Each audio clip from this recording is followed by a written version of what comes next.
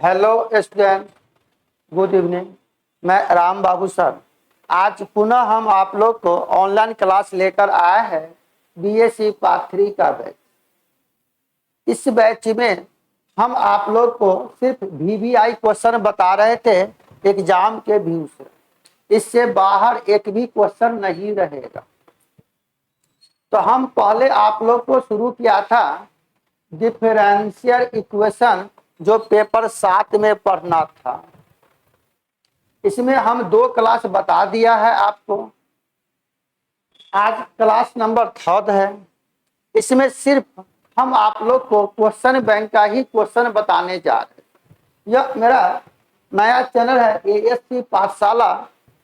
इस चैनल पर part 1, part 2 और 12 का बैच अभी फिलहाल शुरू किया है।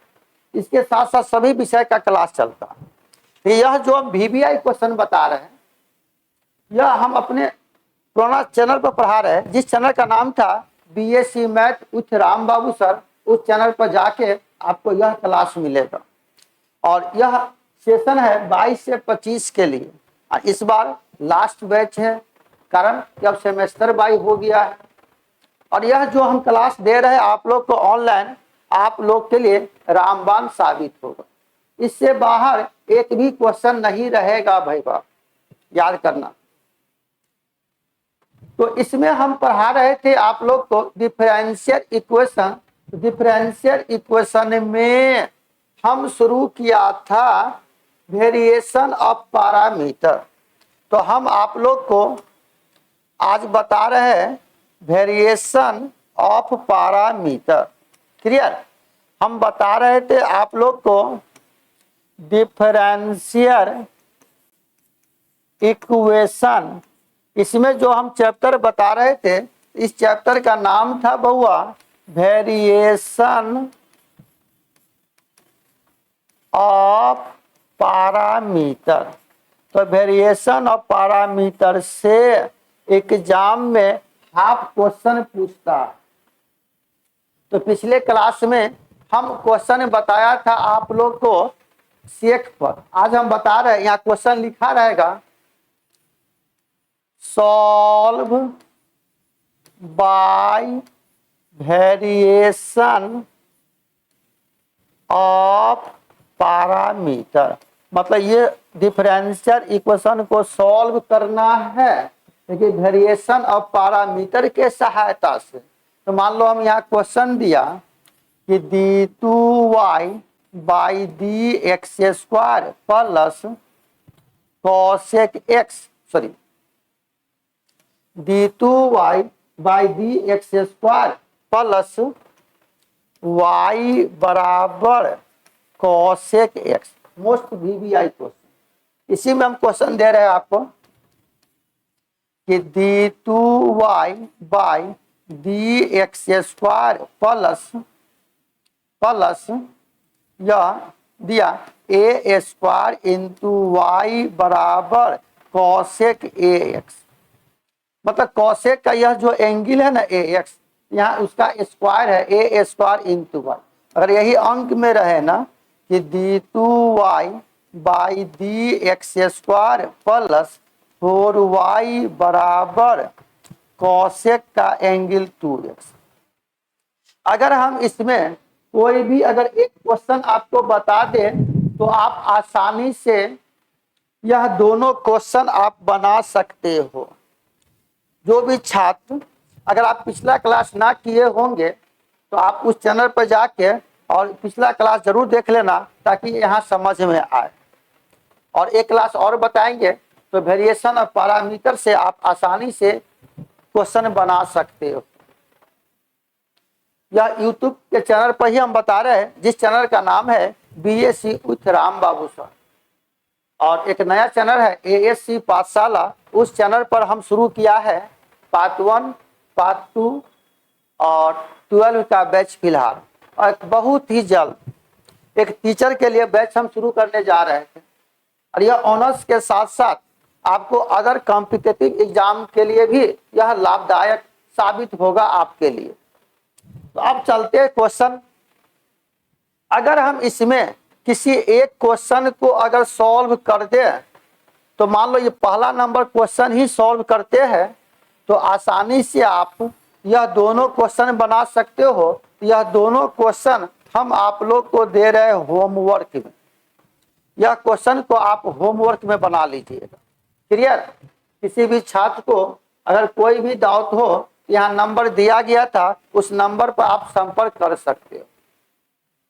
चलिए, तो अब हम चलते हैं क्वेश्चन पर। देखो क्या कह रहा है क्वेश्चन यहाँ। आंसर फर्स्ट, पहला क्वेश्चन को ही हम सॉल्व करते हैं। ध्यान दीजिएगा, कह रहा है दिया हुआ था गिवेन डिफरेंशियल इक्वेशन। क्वेश्चन है d2y upon dx² plus y बराबर cosec x। बउआ अगर हम यहाँ से y कॉमन ले लें, इसी इक्वेशन को आप कह सकते हो d2/dx² प्लस 1 इंटू वाई बराबर cosec x। हम जानते थे कि d/dx को d मानते थे, तो इसी इक्वेशन को आप लिख सकते हो d² प्लस 1 इंटू वाई बराबर cosec x। मान लिया इसको समीकरण 1, इसी को इस तरह से लिखते हो। यहाँ पर हम लोग जानते थे कि पुट कैपिटल डी का मतलब होता है d/dx यानी 1/dc। आपने पढ़ा होगा पाठों में। क्लियर है? अब बताओ, यह जो इक्वेशन है, इस इक्वेशन का हम लोग CF निकालते, कॉम्प्लीमेंट्री फंक्शन निकालते। तो कॉम्प्लीमेंट्री फंक्शन निकालने का तरीका है, यह y का जो कोफिशिएंट है ना, इसी को कहा जाता है एक्सिलरी इक्वेशन। यहाँ से क्या कहोगे बुआ कि the axillary equation will be, यह हो जाएगा d² प्लस 1 बराबर 0, तो d² बराबर -1, तो d² -1 को लिखेंगे i², तो d का मान √i², यानी d का मान हो गया प्लस माइनस। एक बार पॉजिटिव वैल्यू, एक बार निगेटिव वैल्यू, तो i और -i यह कॉम्प्लेक्स नंबर है, तो आप इसको लिख सकते 0 प्लस i और 0 -i। तो मान लो यह जो एक्सिलरी इक्वेशन है, इस इक्वेशन को अगर हम सॉल्व किया, इस इक्वेशन का रूट कॉम्प्लेक्स नंबर आ गया। तो कॉम्प्लेक्स नंबर का मतलब अगर यहाँ से कंपेयर करोगे तो कहेंगे हेयर अल्फा का मान 0 और बीटा का मान 1, यानी अल्फा का मान 0 हो गया और बीटा का मान 1 हो गया। तो आपने पढ़ा था, जब हम इसका अगर CF निकालना चाहते हैं, इस इक्वेशन का अगर आप CF निकालोगे, तो CF निकालने के लिए यहाँ पर हम लोग पढ़े थे, CF निकालने के लिए हम लोग यहाँ पढ़े थे, ठीक है। यहाँ से अल्फा बीटा, तो कहेंगे यहाँ पर CF यानी कॉम्प्लीमेंट्री फंक्शन ऑफ y बराबर तो e के power alpha x into C1 into cos beta x plus C2 into sine beta x। अब यहाँ से अल्फा का मान 0 और बीटा का मान 1 अगर यहाँ रख देते हो, अगर अल्फा का मान 0 देते हो तो e के पावर 0 इक्वल 1, किसी भी संख्या का पावर 0 1 हो जाएगा। तो यह हो जाएगा, यहाँ से इसका मान तो 1 आ गया और इसमें वैल्यू देंगे तो C1 इंटू कॉस बीटा का वैल्यू 1 जगह cos x plus C2 into sine x। यानी यह CF क्या हो गया, यहाँ पर फाइनली हो गया हम लोग का कि C1 into cos x plus C2 into sine.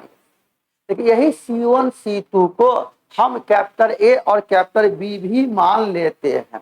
यहाँ से क्या मान लेना कि नाउ लेट y बराबर capital A into cos x plus capital B into sine x, इसको मान लिया समीकरण। तो यह CF कॉम्प्लीमेंट्री फंक्शन है। इसको आप यह भी कह सकते हो कि y बराबर A into cos x plus B into sine X.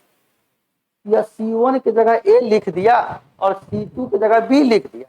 यह ए और बी जो हुआ ना, यह ए और बी फंक्शन है एक्स का। इसी यह जो y बराबर लिया यह कॉम्प्लीमेंट्री फंक्शन है, इसी को कह सकते हो बी द कंप्लीट प्रिमिटिव। इतना be the complete primitive of the given function कहो या गिवन इक्वेशन कहो। क्या कहोगे? यह गिवन लिखा है बी द गिवन इक्वेशन। और यह जो कैपिटल ए और बी लिया ना, कैपिटल ए और बी यहाँ फंक्शन है एक्स का। क्या कहोगे? Where capital A and capital B are the function of x. यह जो हम क्वेश्चन बता रहे हैं यह मोस्ट VBI क्वेश्चन है। अब बताओ, यह y बराबर यह फंक्शन है, यहाँ a और b भी फंक्शन है।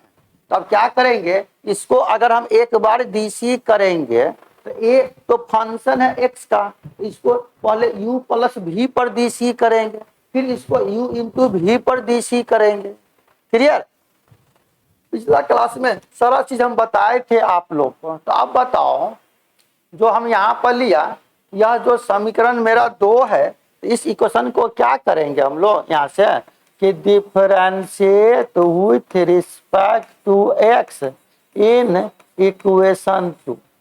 यह जो समीकरण 2 है ना, इसको हम एक बार DC करते हैं तो यह हो जाएगा dy बाई dx बराबर, इसको u इंटू भी, तो पहले का DC, तो a को अगर DC करोगे x के सापेक्ष तो आप dA बाई dx भी लिख सकते हो या a1 भी लिख सकते हो। क्लियर? तो मान लो u इंटू भी, तो पहले का DC तो dA बाई dx और दूसरे का गुना प्लस यह a और cos का DC हो गया माइनस साइन a। फिर इसको u इंटू भी, तो पहले का DC तो dB बाई dx और दूसरे का गुना तो साइन x प्लस पहले का गुना और साइन का DC हो गया cos। अब अगर इसको आप लिखते हो तो dy बाई dx यह हो जाएगा dA by dx into cos। इसको एक साथ ले लोगे यह हो जाएगा dB by dx into sine x plus, अब इसको एक साथ ले लो तो minus a into sine x plus b into cos x। अब अगर यहाँ से हम a और b का मान निकालते हैं, यहाँ से we choose the value of a and b। a और b का मान निकालने के लिए यहाँ से करेंगे सो पुट, यह जो ब्रैकेट है इतना मस्ट भी 0। यह हो गया बुआ dA by dx into cos x plus dB by dx into sine x बराबर 0। हम इसको मान लिया समीकरण 3। अब बताओ, सच दैट, इस प्रकार अगर मान लेते हैं जब हम इसका मान अगर 0 रख दिया तो इसका वैल्यू यही ना बचेगा, यानी यह हो जाएगा dy अपॉन dx बराबर minus a into sine x plus b into cos x।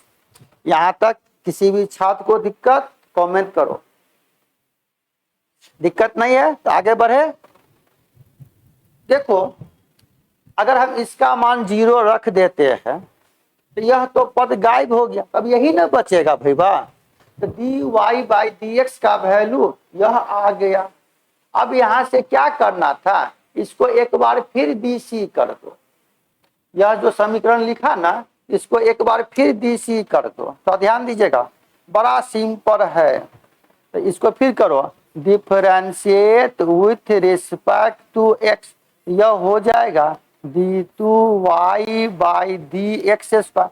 तो माइनस बाहर कॉमन ले लिया, तो फिर इसको u इंटू भी पर डी सी करोगे, यह हो जाएगा पहले का डी सी और दूसरे का गुना प्लस पहले का गुना साइन का d c cos x. Clear. फिर यह हो जाएगा प्लस यह पहले का d c d b by d x और दूसरे का गुना प्लस यह बी और कॉस का डी सी हो जाता है।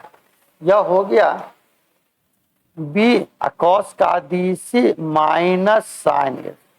अब इसको अगर हम गुना करके लिख दे तो यह हो जाएगा d2y by d x square minus d a by d x into sine x minus a into cos x plus d b by d x into cos x plus minus minus b into sine x. Clear है। अब यहां से हम लोग को क्या करना था, यह d2y by d x square का वैल्यू आप यह निकाल लिए। और अभी हम यहाँ बताए थे यहाँ से कि यहाँ से यह y का वैल्यू आप यह ले लिया a into cos x plus b into sine x. और यहाँ से मेरा क्वेश्चन था, क्वेश्चन हम लोग का यहाँ पर क्या दिया हुआ था, ध्यान दीजिएगा, बैक किया है मैंने कि d2y by d x square और y का मान इस समीकरण में रख दो। यानी मेरा कहने का मतलब हुआ कि y का मान और d2y by d x square का मान समीकरण 1 में रख दो। बड़ा इजी है भैया। यहां से क्या करेंगे, थोड़ा ध्यान दीजिएगा कि put the value of d2y by d x square and y in equation first. तो बताओ d2y by d x square का मान हम रख दिया यहाँ पर d2y by d x square का वैल्यू हम यहाँ से रख दिया minus d a by d x into sine x minus a into cos x plus d b by d x into cos x minus b into sine x plus y. तो y का value यहाँ पर हो गया a into cos x plus B into sine x और दाया पक्ष में था कॉसेक एक्स। अब बताइए अगर हम यहाँ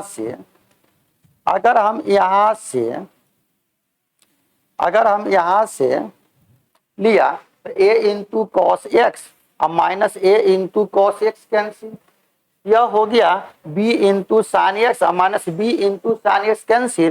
तो इसका मान यहाँ पर कितना बचेगा, थोड़ा ध्यान दीजिए। तो यह हो गया minus d a by d x into sine x plus d b by d x into cos x बराबर कॉसेक एक्स। मान लो इसको समीकरण 4।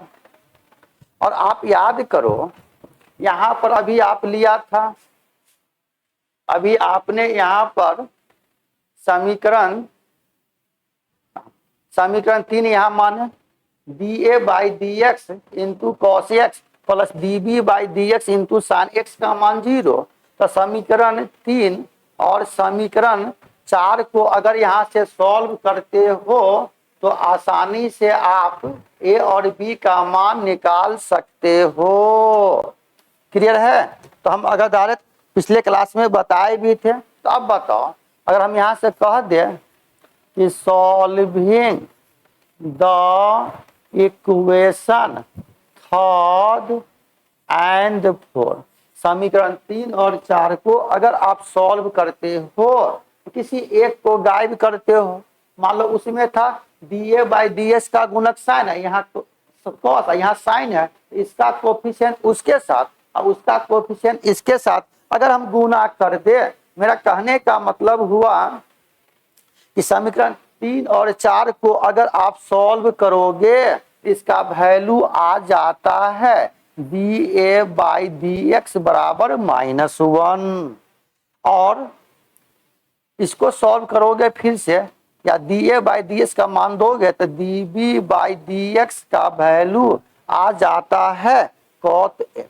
तो बउआ अब इसको अगर सॉल्व करते हो तो यहाँ से आपको a का मान आ जाएगा और यहाँ से b का वैल्यू आ जाएगा। देखो हम यहाँ से लिया कि dA/dx बराबर -1, कोने कानी गुना किया तो -dx। अब इसको करोगे ऑन इंटीग्रेशन तो integration of D minus integration of dx, इसका हो जाएगा a बराबर -x प्लस c1, यानी a का वैल्यू हम यहाँ से निकाल लेते। क्लियर है? फिर यहाँ से क्या करोगे बाबू, फिर हमको दिया हुआ यहाँ से थोड़ा ध्यान दीजिए, बड़ा इजी है, बड़ा सिंपल तरीका से हम बता रहे हैं क्वेश्चन। फिर कह रहा है अगेन यह dB/dx का वैल्यू है cot x, कोने कानी गुना करोगे तो dB बराबर हो जाएगा cot x इंटू dx। अब इसको करेंगे ऑन इंटीग्रेशन तो integration of dB integration of cot x dx, तो इसका इंटीग्रेशन हो जाएगा कि b बराबर cot का integration log into sine x, log into sine x। cot का इंटीग्रेशन होता है log इंटू साइन x, कोई कांस्टेंट पर मान लिया c, यह b का मान आ गया। तो अब यहाँ से हम लोग क्या किए कि a और b का मान निकाल लिया। अब a और b का मान आ गया। अब यहाँ से हम लोग को क्या करना था कि putting the value of a and b, मतलब हम लोग यहाँ से क्या किए कि a और b का मान समीकरण 2 में रख दिए। तो putting the value of a and b in equation 2, equation 2 मेरा क्या था y बराबर a इंटू कॉस x, तो a का वैल्यू आप यहाँ से निकाल लिया -x plus c1 into cos x plus b का वैल्यू यहाँ से निकाल लिया आपने log into sine x base e plus c2, क्या हो गया